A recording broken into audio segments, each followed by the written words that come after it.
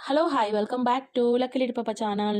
2024లో నాకైతే చాలా bad situations ఉన్నాయని చెప్పాను కదా!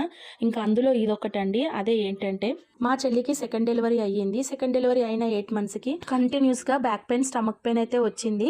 ఇంకా మేమైతే రెగ్యులర్‌గా చూపించుకునే మేడం దగ్గరికైతే తీసుకొనైతే వెళ్ళినాము. మేడం చూసి ఒకసారి స్కానింగ్ చేపిద్దామని చెప్పి స్కానింగ్ అయితే రాసింది. స్కానింగ్ తీసుకొచ్చాక మాకిప్పుడు అర్థమైంది చెల్లికి ఒక ప్రాబ్లమ్ కాదు 4 ప్రాబ్లమ్స్ ఉండే అని. మేడం చూసి కూడా షాక్ అయ్యింది. ఏంటి చిన్న స్టమక్ పెయిన్, బ్యాక్ పెయిన్ అని చెప్పి ఇన్ని ప్రాబ్లమ్స్ ఉన్నాయా అని. ఆ రోజు మేడం ఒక్కొక్క ప్రాబ్లమ్ గురించి మాకు ఎక్స్‌ప్లెయిన్ చేస్తే చాలా బాధేసింది.